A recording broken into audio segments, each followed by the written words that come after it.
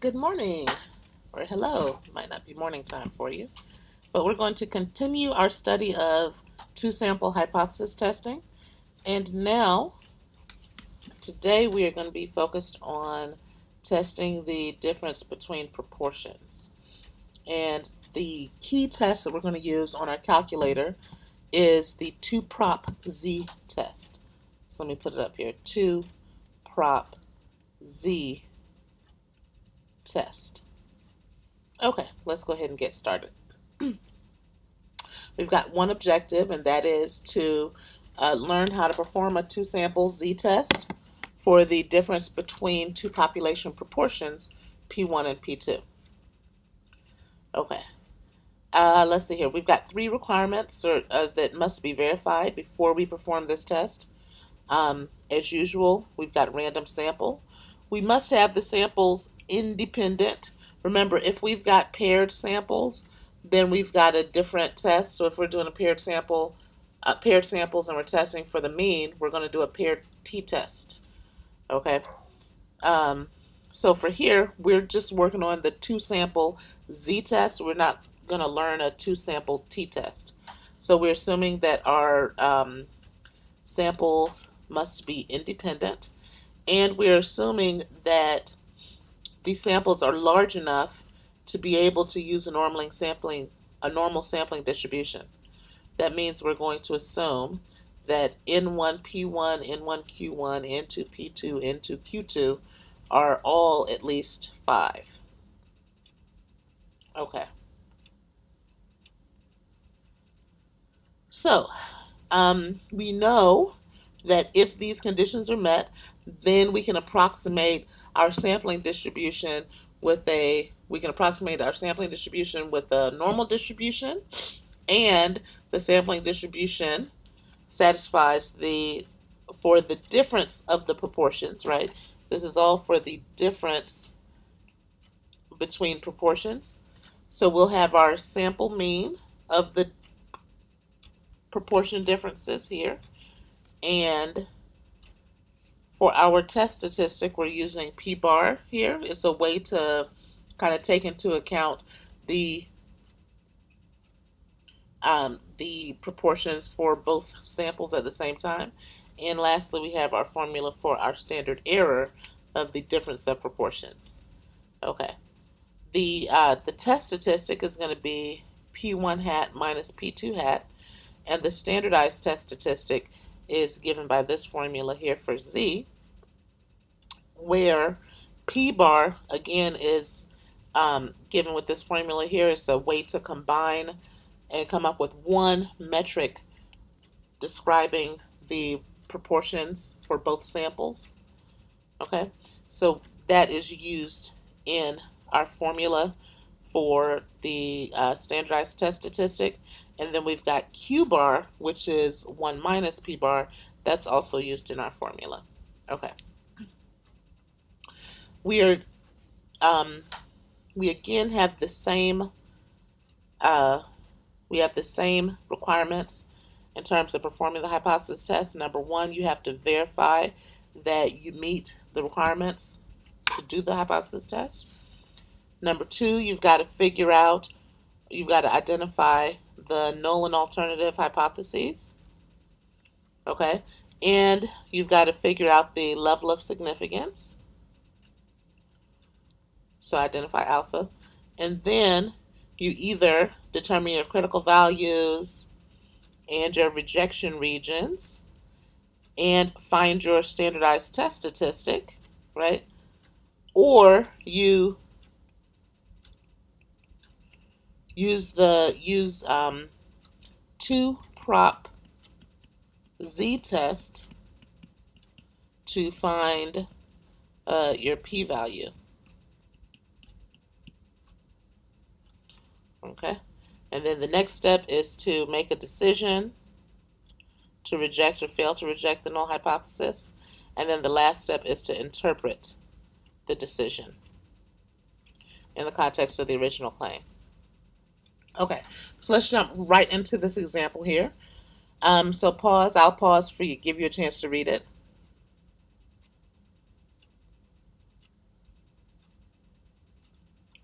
Okay, so the first thing we want to do is we need to figure out um, if our samples are random, if our samples are independent, and then if N1, P1, N2, P2, and all of that good stuff are at least 5.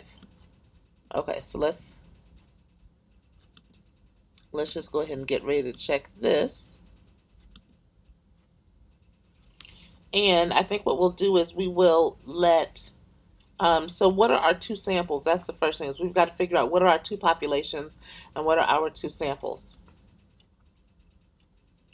It looks like the difference is between trucks and cars, right? So we can let one correspond to our cars, and because we're looking at cars versus trucks, right? So we can let, for instance, we can let N1 equal the number of cars in the sample. So N1 is going to be 150. N2 is going to be 200. So N2 is the number of trucks in the sample, pickup trucks. So 86% of the occupants in passenger cars wear seat belts. So P is the proportion of people that wear seat belts. Okay, so let's put here P is equal to the proportion of seatbelt wearers.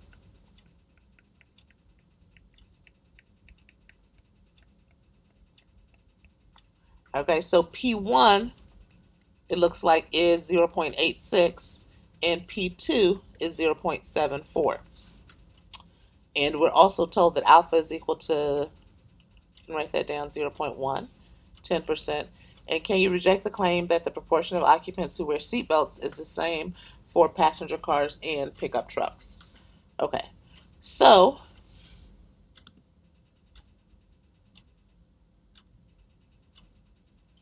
let's see here. So what we're going to do is, when we are verifying, the first thing we're going to verify, as I said, is we're going to verify that the samples are random and independent. And then we're going to verify that N1 P bar, N1 Q bar, N2 P bar, N2 Q bar are at least 5. Okay, so step 1 is going to be to verify. And what are we going to verify? We're going to verify that the samples are random samples. The samples are independent samples. The last thing we need to verify is that N1 P bar, N1 Q bar, N2 P bar, N2 Q bar are all greater than or equal to 5. Okay, so random samples and independent samples. Let's see here. Looking at this, it appears that in a study of 150 randomly selected occupants, okay, and 200 randomly selected occupants. So the samples are random, and these samples are going to be independent because there's no connection between the passenger cars and the pickup trucks, right? The occupants. It's not like you got one person and first they get in their passenger car and then they jump out and then they go get in their pickup truck, right? There's no connection between the 150 people that are in the passenger car and the 200 people that are in the pickup truck. Okay, so we can conclude that the samples are random and the samples are independent. Now let's work on verifying that these four quantities are at least 5. Now, first we need to figure out what is P bar, and remember P bar. Do we have the formula for P bar? P bar, we can write it. It's right here. In fact, P bar is x1 plus x2 over n1 plus n2. Okay, so let's write this down. So P bar is x1 plus x2 over n1 plus n2. Okay, so that's going to be 129 plus 148 over 150 plus 200. Okay, because remember x bar. Now, how do we get x bar? How do we get x1 and x2? X1 is going to be, so let me just write this down. So P1 is P1 is 0.86. N1 is 150. So remember, P is always X over N, right? So that means that X is going to be N times P. So X1 is going to be N1 times P1. We can do the same thing for X2. X2 is going to be N2 times P2. Now, N1 times P1 is going to be 0.86 times 150. And that's how we get, so we got 0.86 times 150, get 129. Okay, P2 is 0.74, and N2 is 200. So we need to have here, what is that, 200 times 0.74. So that's going to be, should be 0.74 times 200, 148. Okay, so that's how we got the X1 plus X2. And now, what is 129 plus 148? That'll be 277 in the numerator. And in the denominator, 150 plus 200, that'll be 350. So P bar, which is 277 over 350, equal to 277 over 350. So that is 0.7914285714. You can round that off to 0.79. Okay, what is Q bar? It's going to be 1 minus P bar. So that'll be 1 minus 0.791428, blah, blah, blah, blah, blah. So 1 minus, second answer, so I get 0.2085714,286, which is approximately 0.21.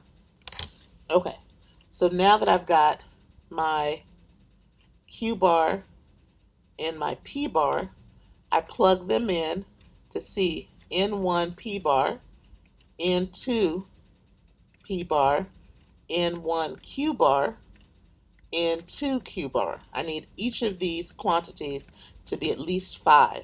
What is N1? It's 150. What is P bar? P bar is 0.79. Okay, now N2 is 200 times 0.79. Okay, now 150 times 0.21, 200 times 0.21. All right, so let's see here. So this times 200, that's going to be 41.7. Okay, it's going to be about 41.7. Now what about 150 times 0.21? So that's going to be 31.5. 200 times 0.79, it's going to be 158, and 150 times 0.79 is going to be 118.5. Okay. All of these are greater than or equal to 5. Check, check, check, check. Okay, so we're done with step number 1. Let's go to step number 2, which is going to be setting up our null and alternative hypotheses. So what's the claim? The claim is given here, so the question is, can you reject the claim that the proportion of occupants who wear seatbelts is the same for passenger cars and pickup trucks? So the claim is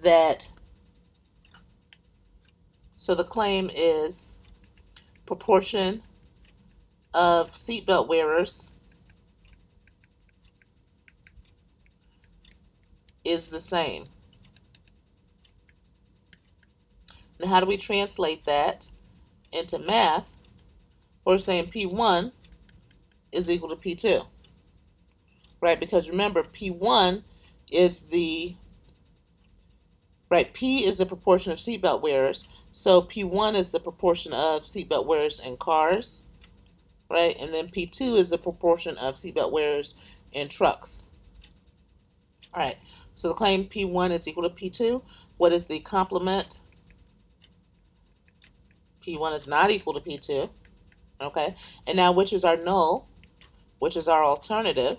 The null is going to be P1 equals P2, and that happens to be the claim, so let's go ahead and indicate it. The alternative hypothesis is going to be P1 is not equal to P2, okay? And we are done with step 2. Okay, step 3 is to specify alpha, and alpha, I believe, was given us in the problem. I think alpha is 10%, right? So here's the alpha here, that alpha equals 0.10, so we write down alpha is equal to 0.10. And now what I'm going to do is I'm going to use in my calculator 1 2-prop z test.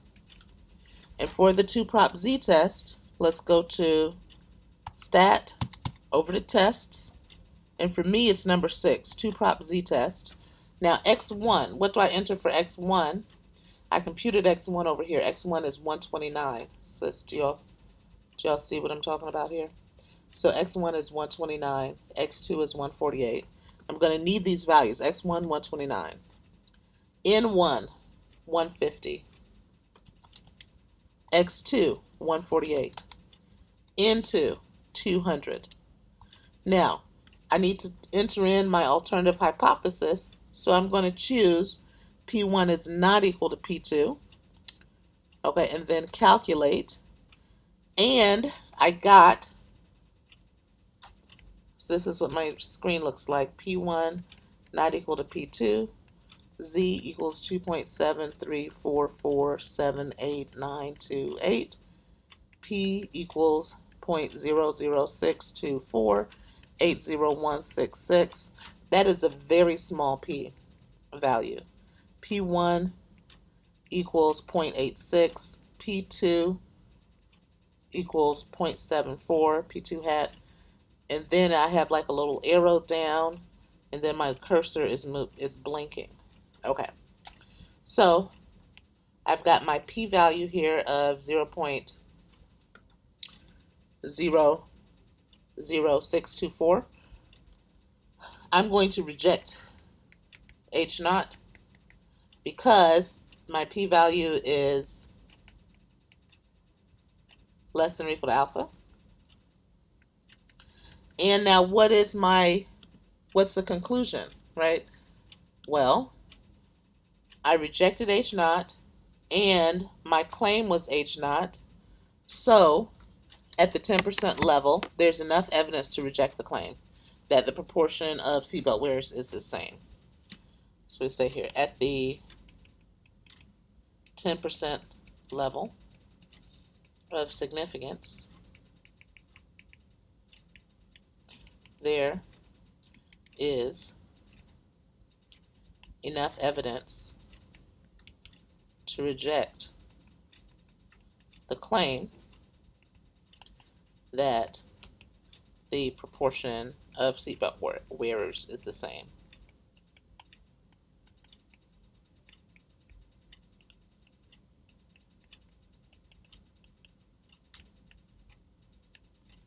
Okie dokie. And this is another example, but it's very similar to the first one. So I think I'll,